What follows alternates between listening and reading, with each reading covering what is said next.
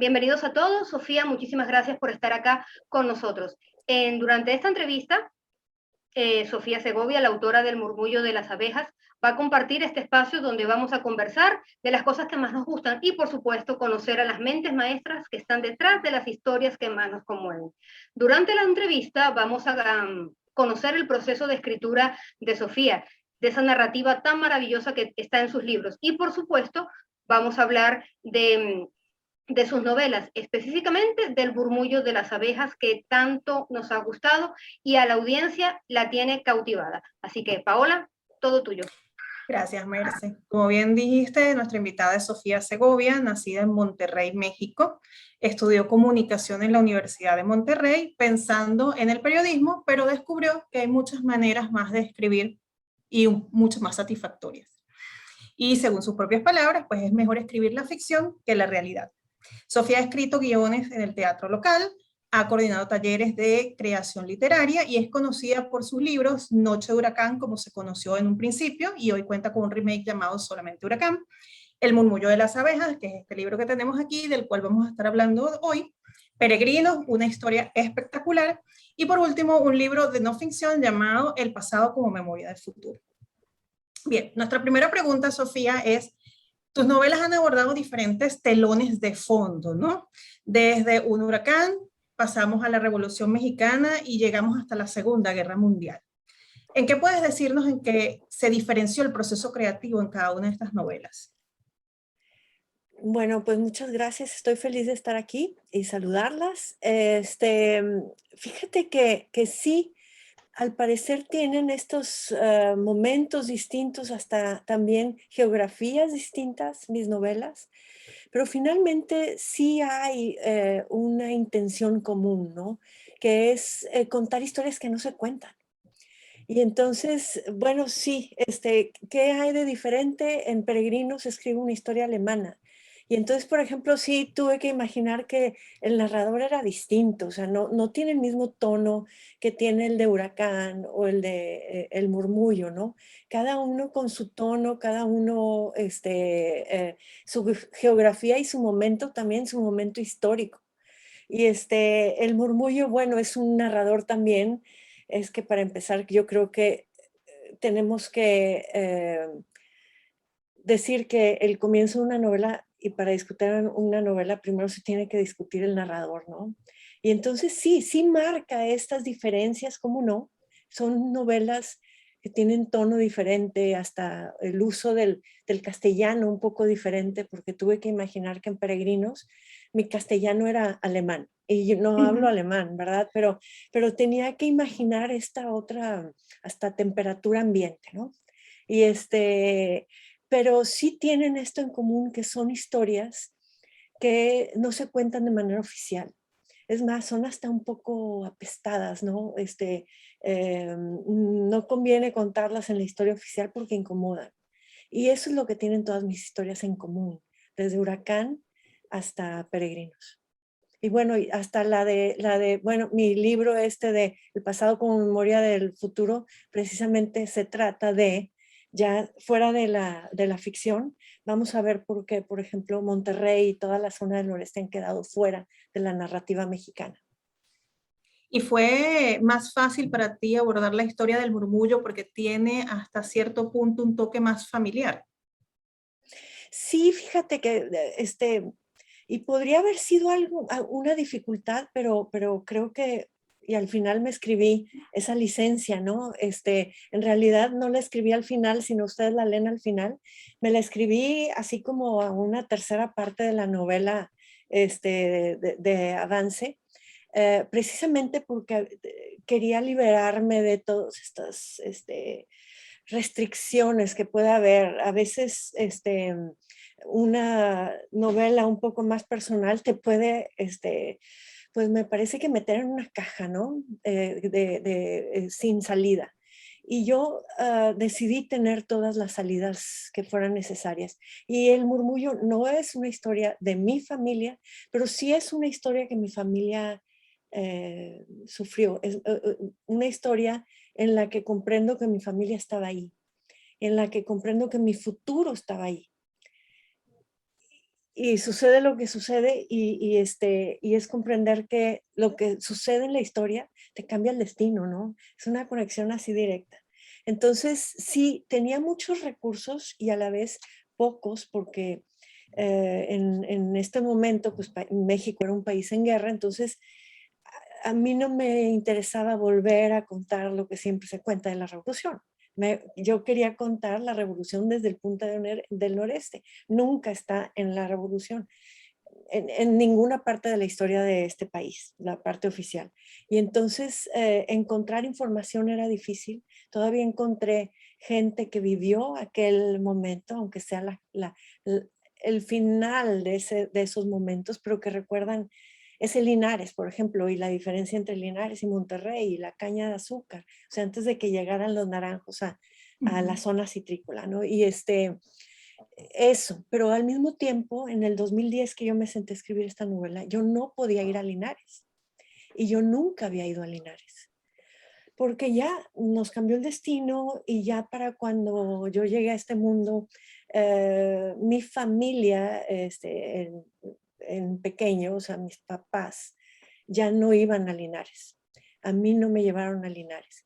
Y lo que sucedió en el 2010 es que Monterrey estaba, eh, pues se vio invadida por esta violencia del narco repentinamente, se sentía como una guerra. Y la carretera entre el Monterrey, donde yo vivo, y Linares, estaba tomada por el narco, no se podía transitar. Linares también con muchos problemas, precisamente por lo mismo, y Monterrey también, ¿no? Entonces no pude nunca ir a Linares mientras escribía El Murmullo, y sin embargo, tenía los recursos de las anécdotas familiares, ¿no?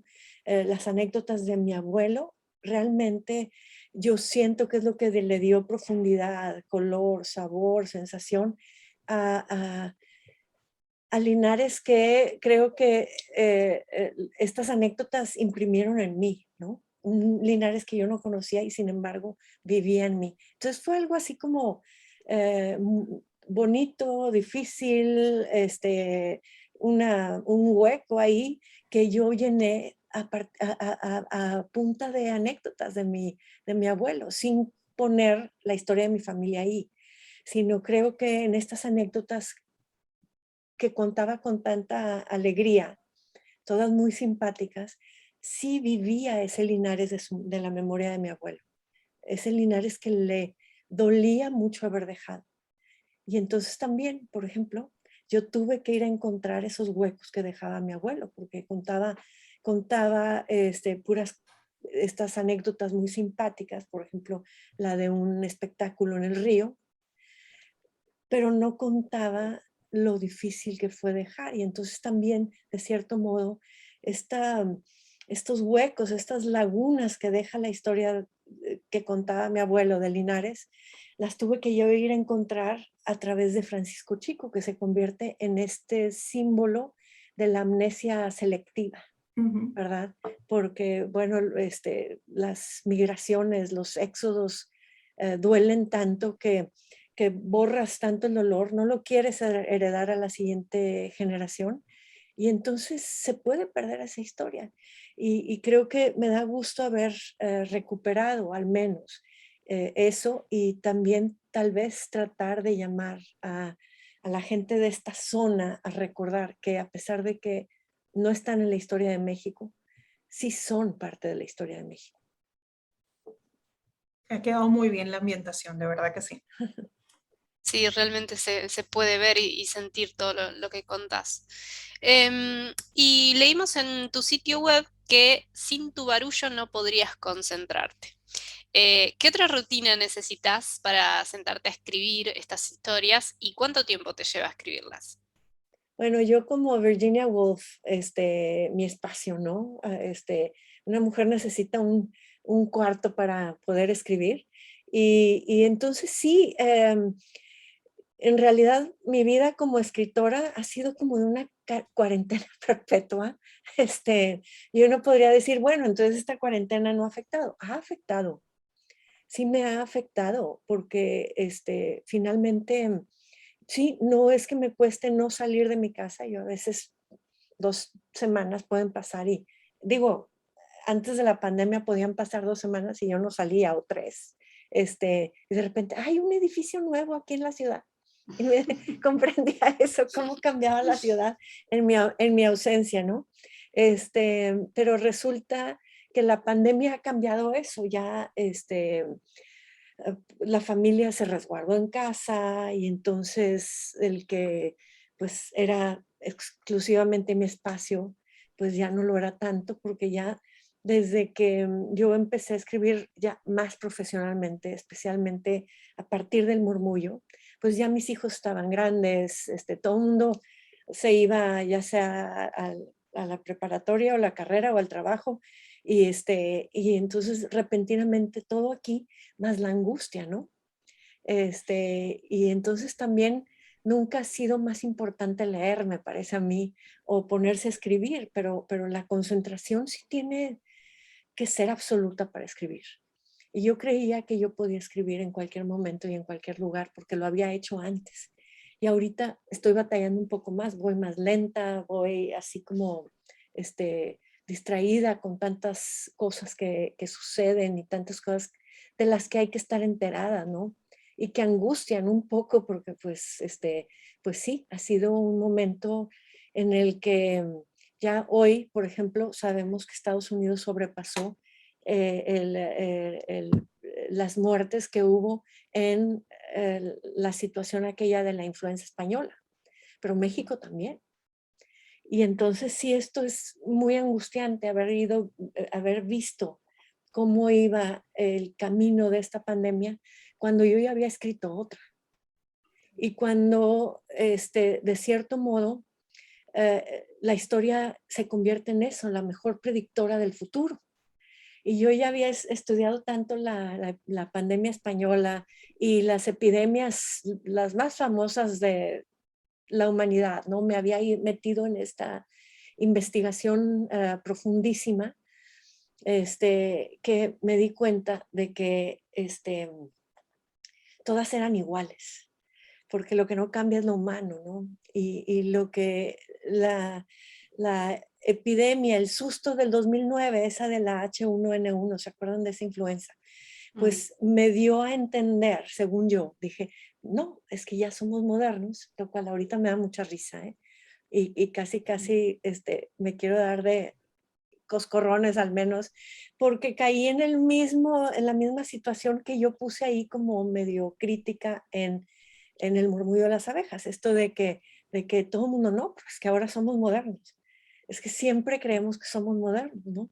Y lo que sucedió fue que observar todo esto me ha llevado a comprender que sí, siempre ha sido igual, que siempre nos hemos creído modernos en cualquier momento de la humanidad que vivamos, ¿no? Y que cambiarán los virus, las bacterias, eso nunca va a cambiar, pero tampoco va a cambiar lo humano.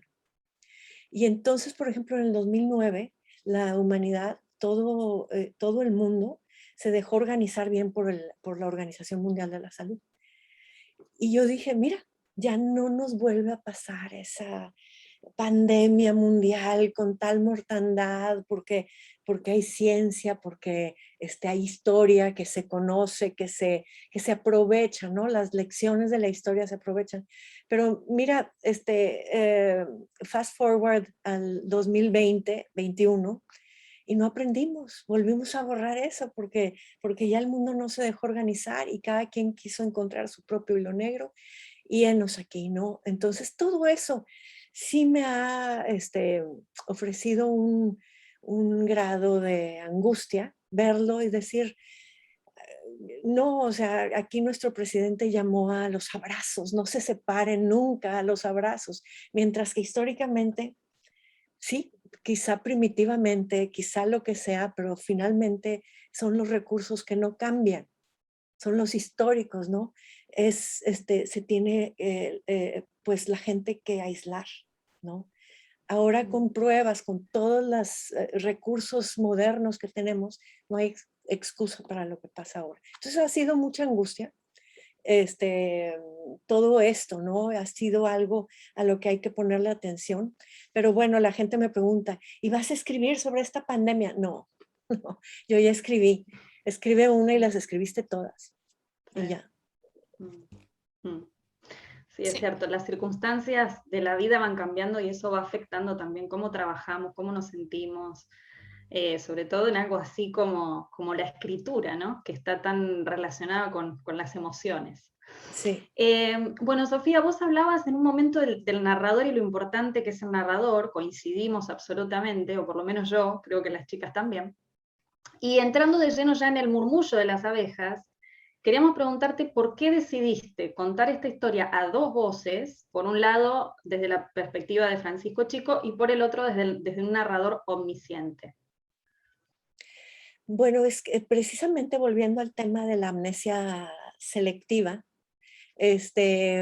yo tengo aquí, tenía la oportunidad de contar esta historia y la opción era esta, contarla desde un narrador en tercera persona, omnisciente, que lo sepa todo, y dejar fuera al que vivió la historia, ¿no? Al que decidió olvidar. Entonces decidí no dejarlo fuera y sí, al principio dije, qué rara decisión, porque mientras que sí hemos leído novelas con diferentes narradores, por lo general todos narran al mismo nivel. Si son en primera persona, son en primera persona o bueno, y aquí yo tenía dos narradores, no nada más dos narradores, sino dos narradores a diferente nivel. El de primera persona y el de tercera. El limitado y el omnisciente.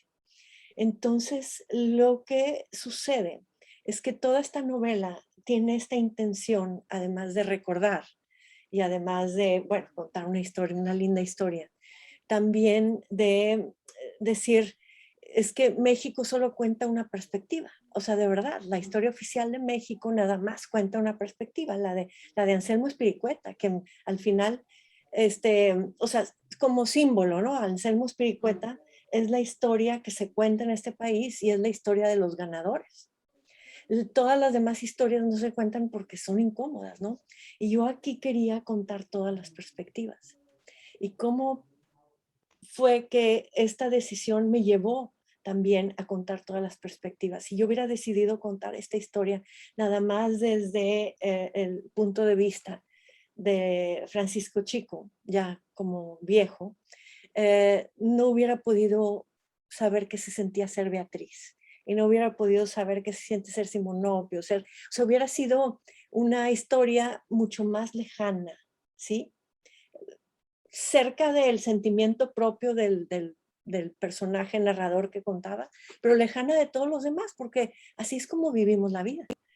Y yo no quería eso. Me llevó precisamente a incluir todas las perspectivas, hasta las incómodas, ¿no? Entonces también se convirtió en mira cómo podemos hacer para entendernos todos y para incluirnos todos, hasta la versión de la historia que no nos guste, ¿verdad? Y entonces es eso, y lo que sucede, esta es una explicación muy sencilla, es la conciencia, lo que sabemos, y luego el subconsciente, lo que borramos, como hizo también mi abuelo, para no lastimarnos, porque duele, ¿no? Y ahí es donde yo creo que comprendemos mucho más y bueno, esa fue la intención. Después llegó la lección de Simonopio, que es precisamente, tienes que mirar la vida como una esfera.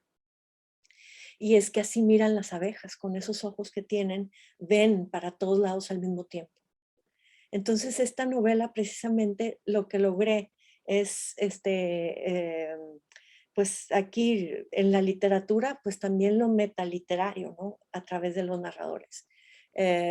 Llegar, al final chocan estos dos narradores y se funden en uno, porque siempre fueron uno, al final. Y resulta que es el consciente de Francisco abrazando al subconsciente y a las lecciones de Simonopio que cree que nunca aprendió, pero sí.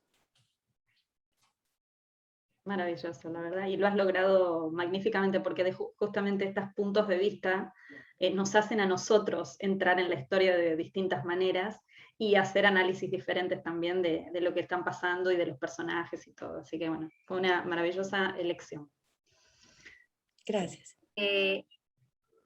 sentir a los personajes ahora, como los ha descrito Sofía, nosotras que ya leímos obviamente este libro, nos visualizamos perfectamente lo que estás diciendo de una manera muy particular, porque de verdad cuando una novela está escrita de esa manera, uno se puede imaginar muchas cosas, pero que el autor nos lo describa de esta forma, tiene muchísimo más peso. Así que, perfecto. Esta pregunta que te voy a hacer, Sofía, te la mencionaron en una entrevista y tiene que ver obviamente con el murmullo de las abejas, la cual parte de la idea de por qué no recordamos. ¿Podrías explicarnos un poquito más en detalle por qué el murmullo y peregrinos buscan mantener en nuestra memoria hechos tan importantes de la historia que nunca se deberían olvidar? Yo sé que en lo que dijiste al principio abarcas un poquito de todo esto, pero ¿cómo lo resumirías para que se sienta de otra manera? Bueno, creo que la memoria es algo que todavía sigue siendo muy misterioso. Pero lo que sí podemos saber es, en Murmullo y Peregrinos, las dos son historias de guerra, diferentes guerras, pero son de guerra y finalmente lo humano, como decíamos, no cambia ni en tiempo ni en espacio, ¿no? Y, y lo que he ido comprendiendo a través de la experiencia familiar propia y a través, o sea, la vida, ¿no? Y sí me inspira la vida muchísimo, la vida real. Pero también lo que he ido comprendiendo es que estos momentos durísimos, no los podemos estar rumiando, cuando al salir de esos momentos entramos en un modo de supervivencia. O sea, el modo de supervivencia no da lugar a andar, digo, si quieres sobrevivir y levantar la cabeza todos los días, ¿no? No puedes estar rumiando los dolores de ayer, porque no te dejan precisamente levantarte al día siguiente, levantar la cabeza y hacer lo suficiente para sobrevivir. Y entonces lo que pasa es que sí, resulta súper conveniente olvidar. Y eso es a nivel personal. Por ejemplo, vemos en el murmullo a Beatriz que se levanta, ¿no? Levanta la cabeza, hace lo necesario para sobrevivir y que sobreviva el hijo que le queda, ¿no? Pero al mismo tiempo le protege al niño la amnesia. O sea, dice, no, no, no, no, no, no lo molesten, no recuerda, no recuerda. Y si no recuerda, ahí déjenlo.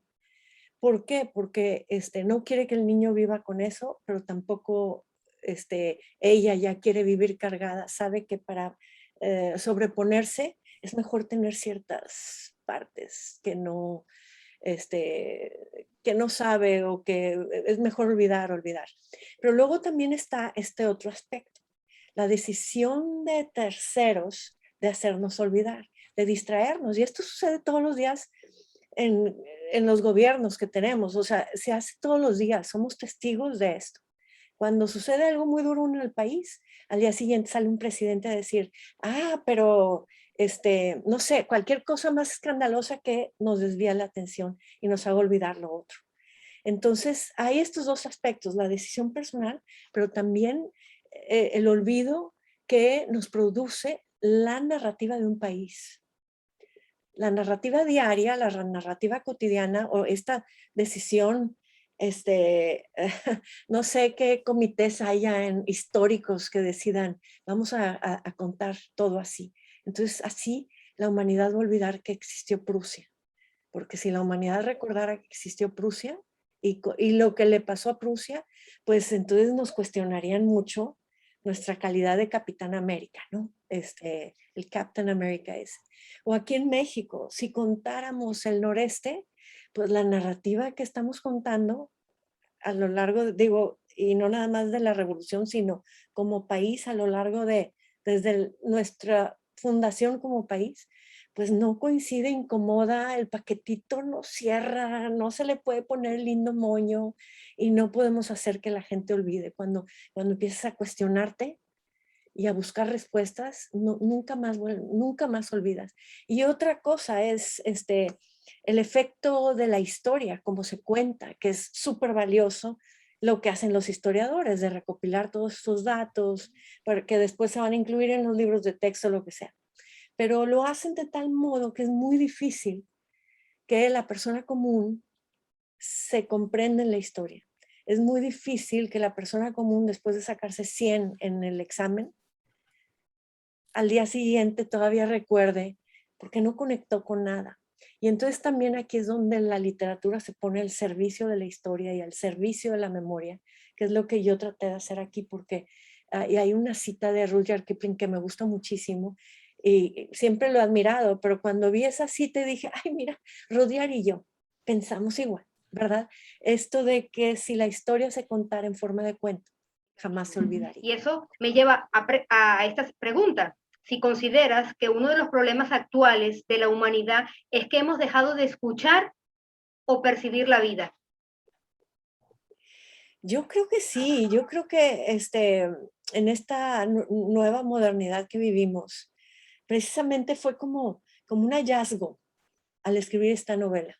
O sea, yo no sabía que iba a ir a escudriñar ese tema, pero resulta que Simonopio me llevó por caminos inesperados. Y ese es uno de los grandes caminos, y yo creo que también algo de lo mucho que gané al escribir esta novela es comprender en esta arrogancia de sentirnos modernos. Y el doctor Cantú lo habla ahí en la novela, ¿no? De que es que me sentí parte de la comunidad científica, en esa arrogancia, pues ya hasta los instintos nos parecen primitivos. No queremos ser seres de instinto, queremos ser seres ¿de qué? De redes. Y entonces no es nada más que nos hemos desconectado de nuestros instintos, y es algo que exploro aquí en Francisco y Beatriz, la pareja, que algo no les gusta de una cierta persona ahí, pero no hacen caso porque, ay, bueno, después, ya veremos después, o sea, no estás haciendo caso. Y creo que podríamos conectarnos mucho más con el instinto, con las mariposas en el estómago, con ciertos malestares que no tienen nada que ver con lo físico, ¿no? Directamente. Y luego también está los sentidos, nuestra ya divorcio de nuestros propios sentidos. Preferimos que nos informen del mundo a través de un tweet o un Instagram o lo que sea, a decir, no sé, cuáles son mis sentidos, o sea, qué aromas estoy percibiendo en todo momento, no nada más que estoy oyendo, sino que estoy escuchando, y es más, ya hasta se confunden los significados de esas dos palabras que significan cosas tan distintas, que sí, que están unidas, irremediablemente, claro, pero que significan completamente cosas distintas. Entonces, oír y escuchar, ver, pero mirar, ¿no? Sacudirnos, pero saber, por ejemplo, qué es esto que estamos sintiendo en la piel. O sea, todos los sentidos, realmente saborear, realmente olfatear, percibir, ¿no? De verdad, con los 5 sentidos o hasta 6 tal vez, que Simonopio dice que tenemos, y tal vez sí, ¿no? Digo, Simonopio funciona en más sentidos como las abejas, pero nosotros estamos más limitados. Y luego también, pues nos desconectamos a través de todo eso, pues de la vida. Ya ni siquiera estamos solos y ponemos música a todo volumen. Vamos en el carro y no sabemos estar solos. ¿Y eso qué significa? Que no sabemos estar en silencio, en nuestro silencio. En nuestro silencio, ahí nos habla nuestra vida, ¿no? Y entonces a mí me gusta mucho haber descubierto después que en un silencio de ese tipo, que me llevó a una gran pregunta, me cambió la vida esa gran pregunta, porque la respuesta era: tengo que volver a escribir cuentos. Y no, me salieron la primera novela, ¿no? Pero creo que en esos silencios, en esa comunión con nosotros mismos, en ese convertirnos en nuestra propia mejor compañía, que nos negamos, ahí podemos encontrar la vida, la vida nuestra razón de ser, no lo que alguien más nos dijo que es nuestra razón de ser. Maravilloso. Ya has tocado varios personajes y nuestra pregunta viene con respecto a los personajes ahora. Para nosotros como lectores, y creo que para todo lector siempre es importante conectar con esos personajes y que los personajes en una historia sean creíbles, ¿no? Para darle muchísimo mayor valor. Cabe resaltar, obviamente, que como nosotros, que muchos lectores te deben haber dicho, amamos a Simonopio. Es imposible no quererlo, ¿no? Igual que Nana Reja. Yo creo que Nana Reja es otro ícono dentro del Murmullo de las Abejas. ¿Puedes contarnos un poco de ese proceso de creación y desarrollo de los personajes que tienes y cuál es tu favorito? Bueno, dijiste algo súper importante, es que los personajes tienen que ser creíbles. Entonces, por ejemplo, la creación de Beatriz y Francisco, yo les di un fundamento sociopolítico de ese momento en Linares. No es que yo quisiera hacerlos que fueran los hermanitos de la caridad, no, no, tienen sus fallas también, ¿verdad? Y sus cegueras y no ponen atención a ciertas cosas y así, pero al mismo tiempo son fieles creaciones según el momento sociopolítico de la zona del noreste de México. Y entonces se convirtieron en este símbolo de la zona del noreste, y Espiricueta también se convierte en el símbolo de alguien que también existió, este campesino sureño tan maltratado, no nada más en su vida, sino por generaciones. Entonces, por ejemplo, también tenía que ser un fiel retrato de alguien así y explorarlo, porque para mí es más fácil explorar pues lo del noreste porque es mi cultura y mi realidad, que nunca sale en la historia, porque es muy incómoda, pero finalmente una verdad que coexistió con otra, con la que esta realidad que yo estoy planteando en el murmullo es una verdad que coexiste con la verdad que cuenta la historia oficial de México, esta de Espiricueta, como decíamos hace rato. Yo no quería borrarla, yo quiero unir todas las piezas para completar el rompecabezas de México, ¿no? Y luego están los niños y están los ancianos aquí, y está la familia agregada, que no nada más, la familia no nada más la definimos como la de pura sangre, ¿no? La familia se compone por gente que abrazamos y que consideramos familia, y yo quería lograr esto. Y luego, bueno, ¿cómo creo Simonopio? Simonopio no se puede definir sin las abejas y sin la Nana Reja. Tienen un vínculo inquebrantable y fíjate, estoy contando a un personaje que es mágico, que es mudo, que es que escucha, que está conectado con la vida, que tiene unos ciertos poderes en esta conexión con las abejas y la Nana Reja, que también quién sabe cuántos años ya tienen esta tierra. Pero ¿cómo es más creíble crear este triángulo de personajes así con estas características? Pero al mismo tiempo no puedo decir que una mujer en el noreste, en Linares, en 1910, no puedo crear un personaje femenino que sea feminista, ¿no? Esa no sería creíble. Mientras que Simonopio sí, porque Simonopio tiene un piecito en la fantasía. Entonces, ¿cómo lograr esto de tal modo que al final toda la novela funcione, que el lector traspase conmigo este umbral de la incredulidad, ¿no? Y decir, como Beatriz y Francisco son tan creíbles, tan casi tangibles, ¿no? Simonopio es posible en su fantasía, ¿verdad? Pero no podía ayudarle a Beatriz otras cualidades, por ejemplo, estas novelas que dicen, me voy a la revolución. Pues habrá lugares que sí, pero acá no, ¿no? O sea, yo tenía que ser fiel a la circunstancia de acá. Mientras que dices, bueno, pero voy a crear un personaje que pueda hacer cosas increíbles, pero sin embargo que sí parecen posibles, ¿no? Entonces es eso, entre Simonopio, las abejas y la Nana, hay esta conexión que comprendí que era mágica, que comprendí que no venía de otro lado más que de la magia de la naturaleza. Y los dejé, ¿no? Desde el principio la Nana Reja también dice,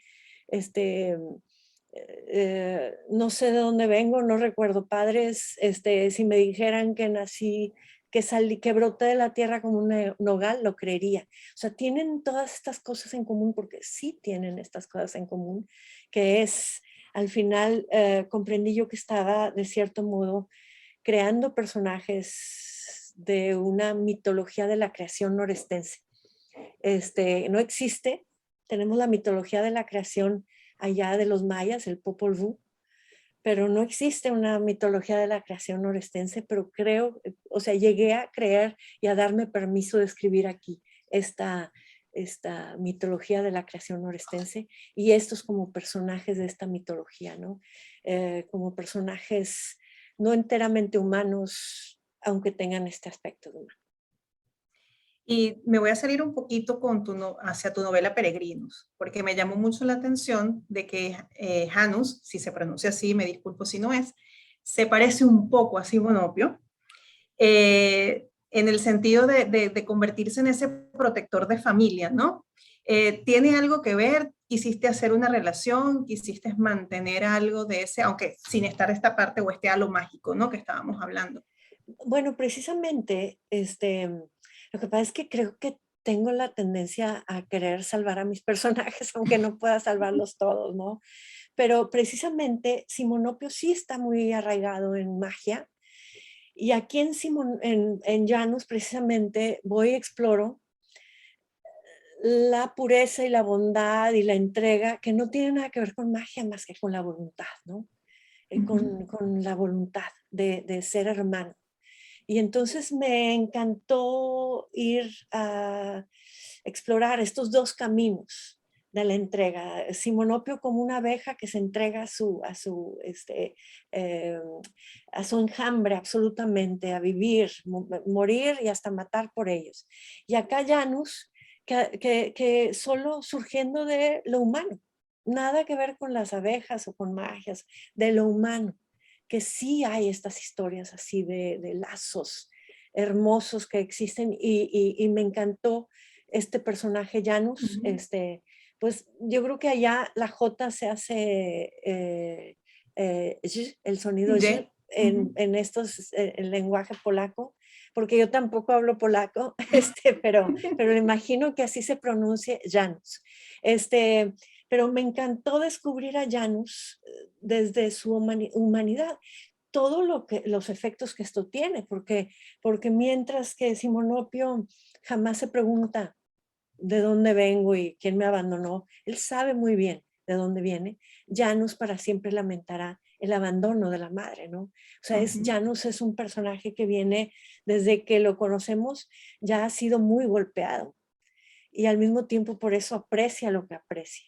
Entonces, tienen esto porque,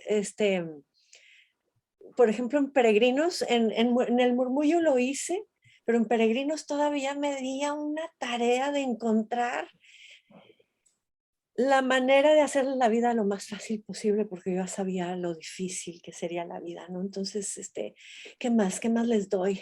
Flashlights, lo que sea, ¿no? Y a Ilse, ¿qué le doy a Ilse? Y sí se lo di yo, porque esto es una novela, mientras que está inspirada en una historia que me contó Ilse, pero es novela. Y entonces yo le dije a ella, esto es novela, y van a aparecer personajes o desaparecer personas reales de tu vida en esta novela.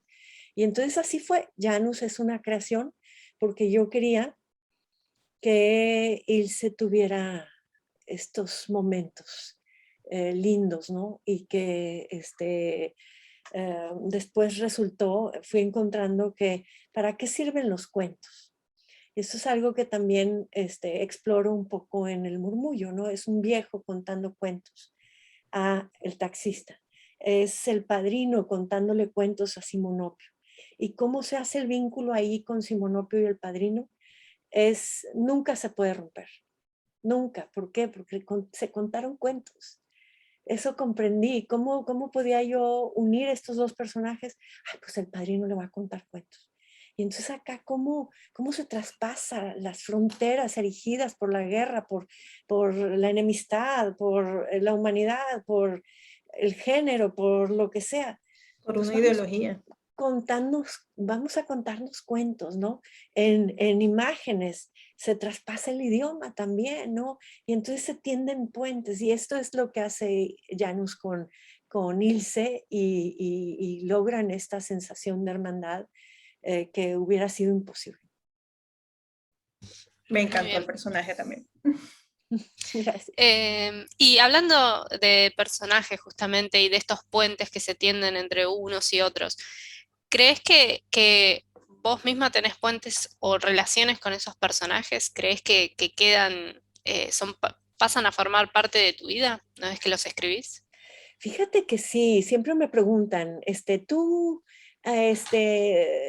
¿a quién quieres más? ¿Cuál es tu favorito? No te contesté esa, no tengo un favorito. Tengo a alguno que me gustaría tener en mi vida. Simonopio lo creé porque, o sea, lo fui viendo y dije, es que yo quiero tener a alguien así en mi vida. Se convirtió en un deseo, que cómo me gustaría que anduviera aquí persiguiendo abejitas, ¿no? Pero se detuviera para decirme, no, no, no, no. No, no salgas hoy de la casa o no hagas esto, no sé, en estos países nuestros que necesitaríamos que alguien nos avisara, ¿no? Con un poquito de tiempo, hoy no salgas, hoy, bueno, no sé. Entonces sí, como mexicana, como alguien de Monterrey, yo decía, "Ay, yo quisiera tener un simonopio", y se fue convirtiendo en eso, ¿no? Alguien, un deseo. Pero luego, pero me dicen, pero Espiricueta. No, yo a Espiricueta también lo quiero mucho porque me llevó a respuestas. Porque vivimos en un país que todavía México, 111 años después, sigue con las mismas narrativas. O sea, peleamos una guerra y no arreglamos nada y no nos acercamos más y no hacemos más que, sí, a partir de la historia oficial y a partir de la narrativa cotidiana de este país, nos divide siempre y cada vez más. Entonces, para mí, escribir Espiricueta significó como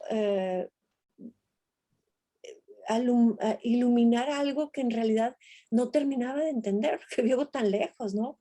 En este país que es como le llaman cuerno de la abundancia, pero más bien podríamos decir que es un chorizo, ¿no? Es muy grande, pero luego también estamos apartadísimos, ¿no?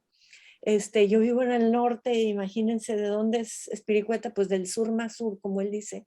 Y y sí, o sea, podríamos todavía como Francisco, padre, seguir ciegos a lo que sucede en el sur todavía hoy.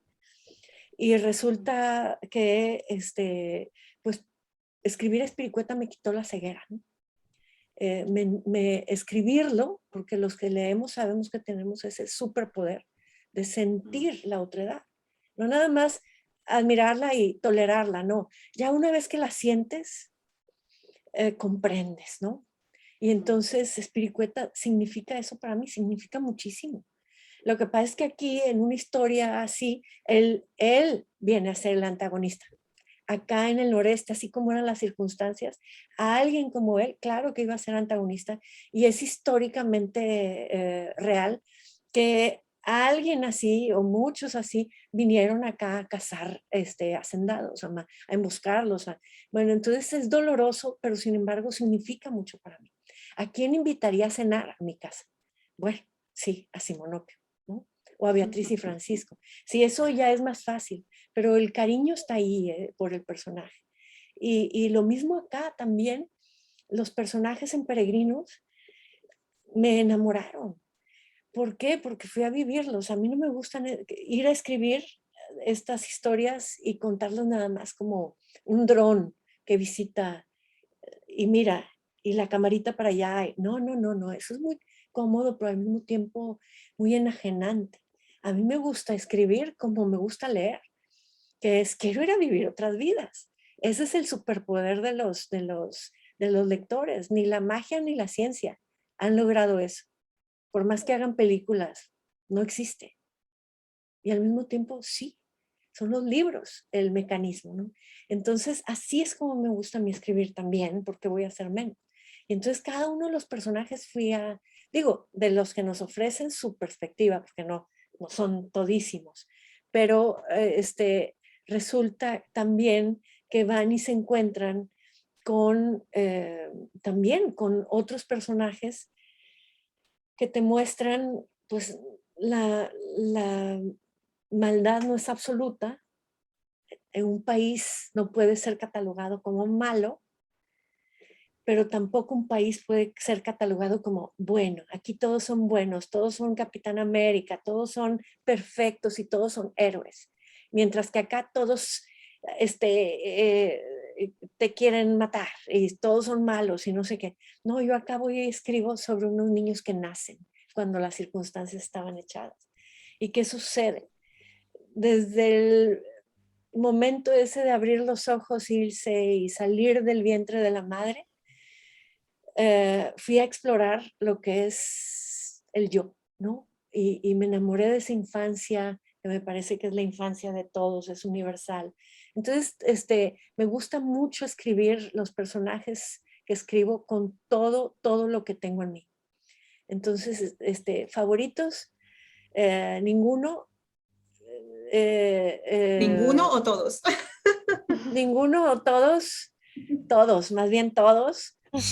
Pero luego sí hay estos personajes incómodos, ¿verdad? En Huracán está Niceto Mora, pero lo comprendo, a pesar de decir, pero tu decisión es tu libre albedrío también, porque me gusta decir, yo como Dios, el libre albedrío de cada personaje. Pero luego resulta que hay un personaje ahí en Huracán que en realidad yo digo que es el más nefasto de todos mis personajes, que es la señora Carmela. Cuando lean Huracán ya verán y luego platicamos por qué pienso yo que es la más nefasta, pero pues sí, así. Bien. Y mencionaste justamente esto de escribir situaciones dolorosas y demás con estos personajes que por supuesto no pueden ser todos buenos. Y en tus novelas hay escenas que son especialmente dolorosas y a nosotras como lectoras como que nos provocó angustia. ¿A vos te pasa lo mismo cuando las escribís? Sí, fíjate que, como te digo, yo voy e intento vivir dentro del pellejo de mis personajes, no caminar en sus zapatos, no. Vivir en el pellejo. Y entonces sí, ¿no? Yo todas mis novelas, las vivo absolutamente y me río y lloro y me enojo y siento lo que se siente ser el personaje. Entonces, después me encontré por ahí una cita y no recuerdo de quién sea, pero decía, me me gustó porque me identifiqué porque era lo que yo estaba haciendo cuando escribo, es lo que hago. Y decía él, lágrimas en el autor, lágrimas en el lector. Porque creo que, y aparte yo agrego, y bueno, risas en el autor, también risas en el lector. Y lo que sucede es que creo que lo que se escribe desde este núcleo de honestidad, o sea, de verdad, se va a transmitir.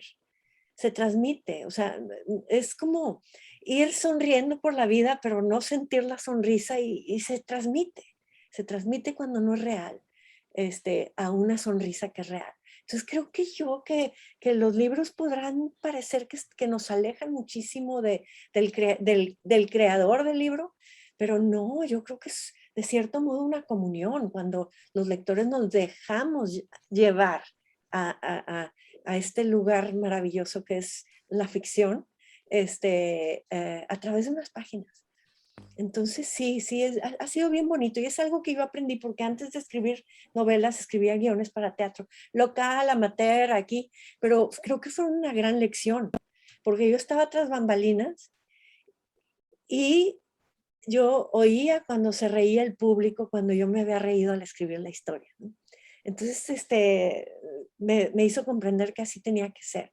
Y entonces sí me gusta imaginar que estoy escribiendo y que estamos en una gran comunidad lectora y que nos vamos a reír juntos o llorar juntos. Y eso nos Totalmente. hace más humanos, ¿no? Sí. Totalmente. Es habitar los personajes, como dijiste. Sí. Y bueno, yo creo que todos querríamos un Simonopio en nuestras casas. Sí. Bueno, ahora queríamos hacerte algunas preguntas que nos llegaron de nuestros seguidores, de la gente bueno, con la que hemos estado compartiendo el hecho de que íbamos a estar hoy con vos. Y una de las preguntas que nos dejaron es, ¿cómo elegiste el título para cada uno de tus libros, que por cierto les combinan perfectamente? ¿Cómo los elegiste? ¿Cómo los pensaste? Es de las cosas más difíciles. Al final, ponerle título y contar de qué se trata tu novela. Acabo de escribirla, o sea, no sé todavía poner, pero sí, yo bautizo al nene cuando ya nace, ¿no? Al final. Al principio, desde el principio les pongo algún apodo y luego ya queda. ¿Por qué? Porque van a salir en los libros estos maravillosos momentos insospechados. Y, por ejemplo, en El murmullo de las abejas sí sale esto de entonces el murmullo de las abejas. ¡Ay, qué bonito! Y finalmente, el apodo original era Azares, no que estuviera alejado. Y luego como que estuve yo pensando en el destino del azar. Pero cada vez que lo decía, tenía que explicar, pero azar de la flor, bueno, no. Entonces también tiene que funcionar, ¿no? El murmullo de las abejas. Suena hasta bonito. Peregrinos fue un proceso distinto porque desde el principio yo sabía que quería contar una historia de migración, de refugiados, de toda esta gente, pero que descarté todas estas palabras, desterrados, bueno, ahorita, si podemos agregar todos los sinónimos, todos están más vilipendiados que nada, porque ahorita nadie quiere a los refugiados en ningún lado. Pero la única palabra que les queda viva y viable es la de peregrinos. Y entonces yo le quise poner este título a la novela porque quiero decir, sí es la única palabra, pero esto del peregrinaje le puede pasar a cualquiera y en cualquier momento, ¿no? Aquí estamos hablando de este país, es que si ahorita pensamos, es que Alemania es riquísimo y es poderosísimo y qué barbaridad, y cómo le llegan migrantes y cómo le llegan refugiados y así. Pues creo que todavía siguen conectados está muy reciente esta situación de su peregrinaje y todavía sigue gente viva que vivió ese éxodo masivo de Prusia y otras zonas de Europa hacia Alemania. Entonces, si es por eso que Alemania recibe a tanta gente, la verdad, mis respetos, porque la mayoría olvida. Y a lo mejor la mayoría de los peregrinajes no sucedieron en nuestra vida, pero yo comprendí que quería que todos conectáramos con nuestro propio peregrinaje. Es decir, cuestionarnos, por ejemplo, al leer esta novela, ¿yo qué hubiera hecho en esa circunstancia?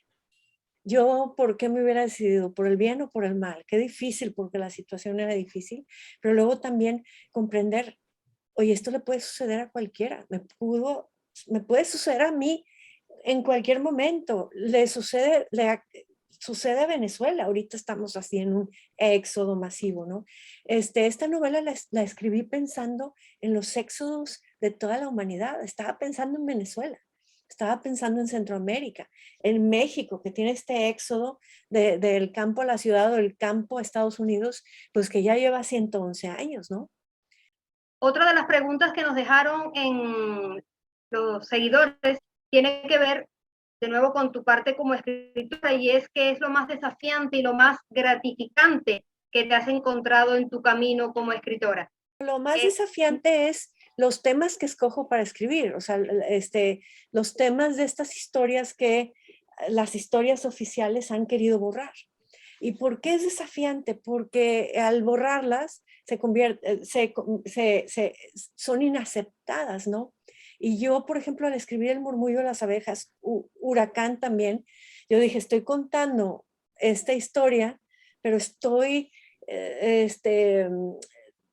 deshilachando, por ejemplo, el aspecto romántico que se ha dado en la historia oficial alrededor de la pobreza, alrededor de la revolución, alrededor de las mujeres. O sea, estoy dando una contra que al mismo tiempo yo decía, ay, qué miedo, porque aquí, por ejemplo, hay un cierto héroe que se llama Benito Juárez. No te atrevas a decir que hizo algo malo Benito Juárez, porque está en el panteón aquí de los dioses, ¿qué les voy a decir? De los dioses héroes mexicanos, ¿no? Y sin embargo, ¿qué tiene de malo que lo veas como un ser humano que unas cosas hizo bien y otras cosas fue y arruinó, ¿verdad? O sea, me parece a mí que comprender la historia es más importante que andar preservando a héroes en alcanfor, ¿no? Artificialmente. Y eso es lo que sucede. Y entonces resulta que sí tenía miedo yo, porque era ir, no que aquí en esta novela se hable de Benito Juárez, pero la revolución es otra de esas diosas, ¿no? De ese panteón romántico de las historias mexicanas, la historia más contada. Sí, pero siempre igual y siempre, pues nada más limitadísima desde un punto de vista, una idiosincrasia, ideología, una manera de ser, o sea, un solo género. Y yo digo, ¿y dónde quedan las mujeres? ¿Y dónde queda el noreste? ¿Y dónde quedo yo? O sea, como mujer y norestense, etcétera, ¿no? Entonces, no. Y sí, déjame decirte, voy a hablar de la ideología y la idiosincrasia de acá, que era muy distinta a la del sur.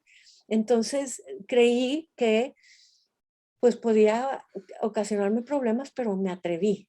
Y la mayor satisfacción precisamente es decir, no, mira, todos los lectores estamos ávidos de leer. Y además, creo que todos también estamos ávidos de comprender la otredad. Y la otredad de mil maneras, la otredad, eres del sur, la otredad es del norte, eres hombre, la otredad es mujer, y viceversa, ¿no? Y entonces ha sido, al principio la misma editorial me dice, no sabemos cómo va a ser aceptada aquí en México. No, pues es una novela que me da gran satisfacción porque ha sido muy aceptada. Y lo que yo temí o lo que pudiera haber sucedido, no ha pasado, porque no nos hace daño comprender lo otro, ¿no? Entonces, eso ha sido bien bonito. También sucedió lo mismo, pero a nivel universal, con Peregrinos, y ha sido la misma satisfacción. También ha sido, oye, nunca, y ahorita está traducida al inglés, está muy leída en Estados Unidos, por ejemplo, y decir, nunca había visto este punto de vista, que los alemanes no son nada más uniformados, soldados, así, que había niños y mujeres. Y entonces yo tenía mucho miedo. Ese fue un gran reto, además como mexicana, ¿no? Ese fue un gran reto y la gran satisfacción es decir, nos podemos entender y podemos comprender la historia completa y podemos entender, nadie es todo bueno y nadie es todo malo. Hay otras historias, vamos aprendiéndolas todas, ¿no? La historia tiene dos caras, ¿no? Del lado siempre se cuenta supuestamente del lado del vencedor, pero de los que perdieron también hay historias que contar y valen la pena. Vale la pena y no todo es malo.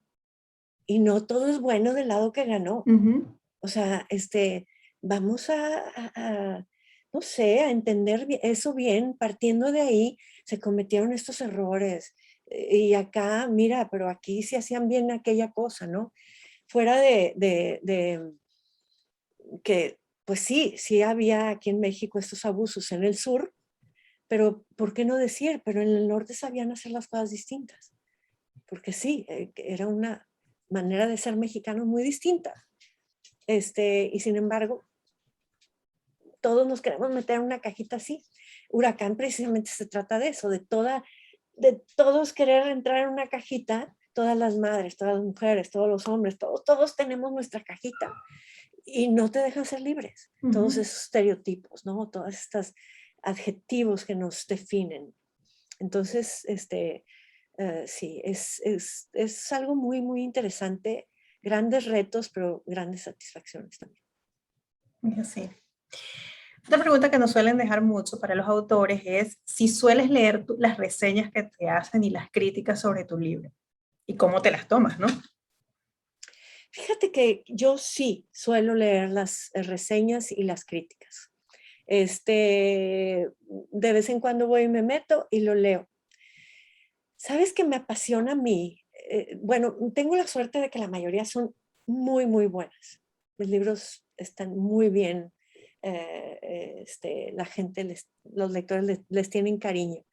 Pero resulta que hay malas también, al lado de una, así que dice, nunca había leído una historia así en toda mi vida, y viene una que dice, digo, estoy parafraseando, pero basura. Sí, y sí, claro que duele, pues soy ser humano, ¿no? Ujú. Me gustaría decirle, pero es que tal vez no entendí, o irle a explicar para que todo mundo quiera a Simonopio, para que todo mundo quiera a los peregrinos o lo que sea. Pero resulta que creo absolutamente en el libre albedrío y lo festejo.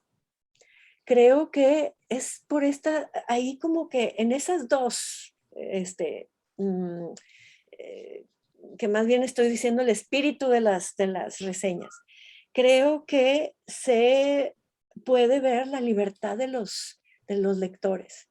Y yo creo que los que están en Libro Club lo comprenden mucho más, porque un mismo libro que leyeron, pero a la mera hora en realidad cada quien leyó diferente libro. Mismo título, mismas páginas, mismos personajes, todo, pero hay alguien que dice, este es el mejor libro de mi vida, y hay alguien que dice, miren lo que me. O sea, y es una gran libertad. Creo que por eso los gobiernos totalitarios quieren quemar libros, Ujú. para robarnos esa libertad que tenemos muy dentro de nosotros y que se alcanza a través de un libro. Pero también, por otro lado, yo comprendo ya desde mi punto de vista de que me duele que, pero ¿sabes qué digo? Pues hay una canción mexicana, no sé si ustedes también tengan este dicho, pero dice, no soy monedita de oro Ujú. para caerle bien a todos. Nadie es monedita de oro, solo las moneditas de oro. Nadie va a rechazar esas, pero fuera de lo otro es somos buenas gentes, no le vamos a caer bien a todos, no somos monedita de oro. Es una muy buena historia, la mayoría le gusta, qué afortunada soy, pero no soy monedita de oro. Eso es mi mantra, así como, y entonces me gusta ir a ver, porque también, te digo, festejar esta libertad, pero también decir, hay que seguir echándole ganas, ¿no? No somos monedita de oro, pero hay que seguir echándole ganas. Sí, así. Bien.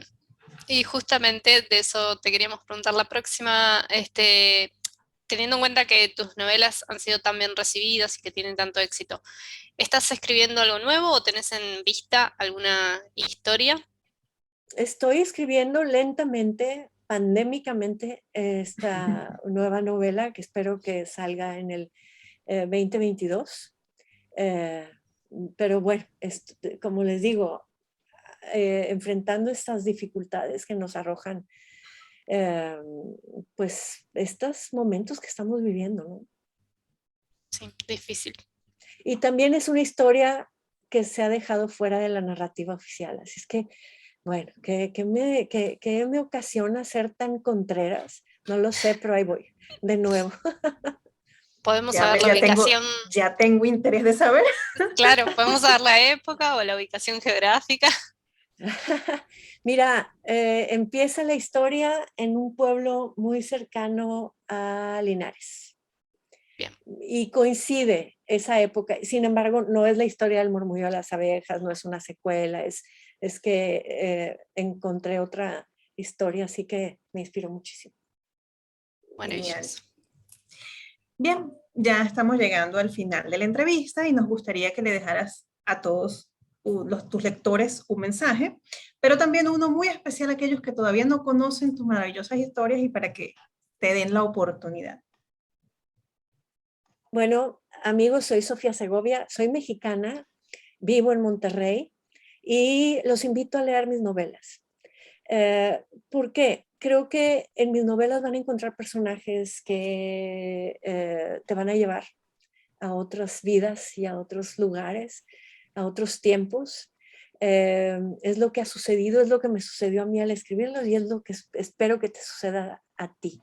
Y qué bonita es esa literatura que realmente nos abre una puerta que traspasamos y que nos transporta pues al descanso. Y que luego al regresar a nuestra vida nos lleva a comprender quizá un poquito mejor la realidad.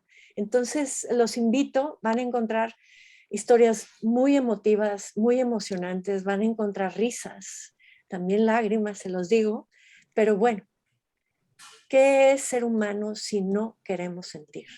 Entonces así escribo yo estas historias, me dejo sentir y es una invitación a que sientas tú también. Muy bien. Bueno, nosotros desde nuestro lugar que te hemos leído, les recomendamos a todos, por supuesto, que lean a Sofía, porque realmente la narrativa es preciosa, las historias son preciosas, los personajes son entrañables, así que de verdad no se pierdan la experiencia de leer a Sofía Segovia. Y ahora sí, queremos agradecerles a todos por acompañarnos. No se olviden de darle like a este video, suscribirse a nuestro canal y activar la campanita para no perderse las futuras entrevistas, porque, bueno, próximamente seguiremos entrevistando nuevos autores. Y Sofía, muchísimas gracias otra vez por dedicarnos este tiempo y abrirnos tu mente y tu corazón contándonos todas estas cosas. Muchísimas gracias. Muchísimas gracias a ustedes de Writers Hunters. Estuve feliz y que bueno, que lo suyo siga creciendo. Y nos vemos pronto. Gracias.